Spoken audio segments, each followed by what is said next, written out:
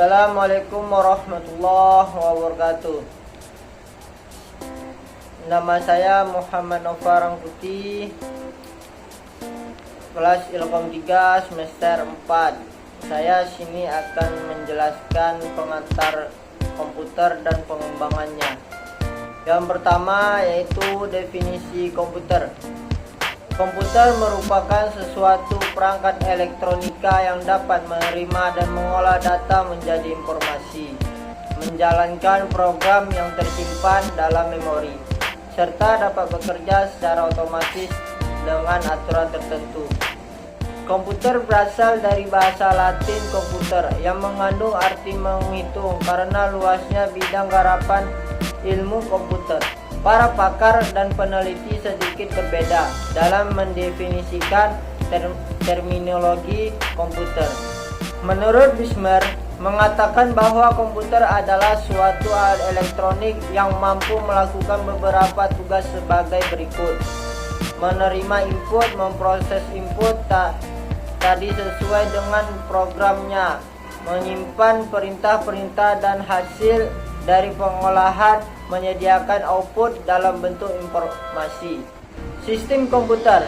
Untuk mewujudkan konsep komputer sebagai pengolah data untuk menghasilkan suatu format, maka diperlukan sistem komputer yang elemennya terdiri dari hardware, software, dan firmware. Ketiga elemen sistem komputer tersebut harus saling berhubung dan membentuk kesatuan. Hardware tidak akan berfungsi apabila tanpa software, demikian juga sebaliknya, dan keduanya tiada bermanfaat apabila tidak ada manusia yang mengoperasikan dan mengendalikannya. Sebuah sistem komputer tersusun atas tiga elemen, yaitu hardware merupakan rangkai elektronika, software merupakan program yang dijalankan pada komputer, firmware manusia yang mengoperasikan dan mengendalikan sistem komputer. Klasifikasi komputer berdasarkan sinyal masukan berasal. Sinyal masukan komputer dapat diklasifikasikan menjadi tiga bagian, yaitu komputer analog menerima sinyal masukan berupa data analog, contoh komputer penghitung aliran BBM dalam SPBU. Komputer digital menerima masukan digital merupakan komputer kebanyakan yang kita kenal. Yang ketiga, komputer hybrid menerima masukan analog dan digital. Berdasarkan ukuran fisik dan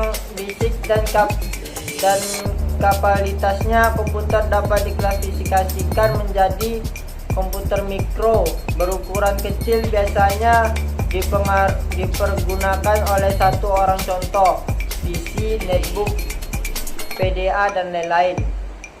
Komputer mini berukuran lebih besar, biasa digunakan untuk kebutuhan pekerja yang lebih besar juga, contoh komputer alpha dan lain-lain.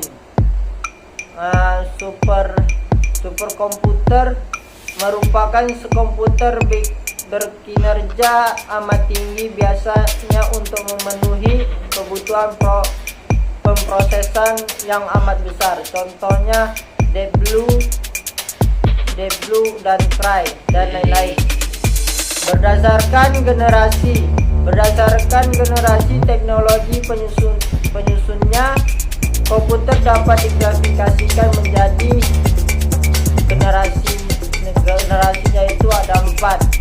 Generasi yang pertama pada tahun 1946 sampai 1959 menggunakan tabung hampa.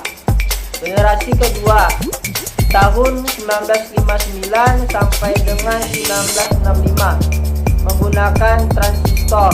Generasi ketiga pada tahun 1965 sampai 1970 menggunakan IC, integrated circuit.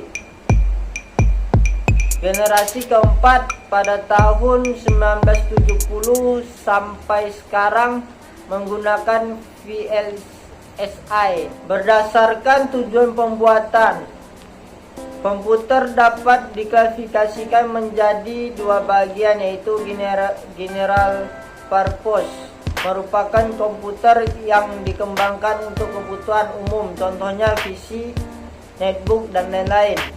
Special purpose merupakan komputer yang dikembangkan untuk kebutuhan khusus, contohnya komputer khusus untuk bermain.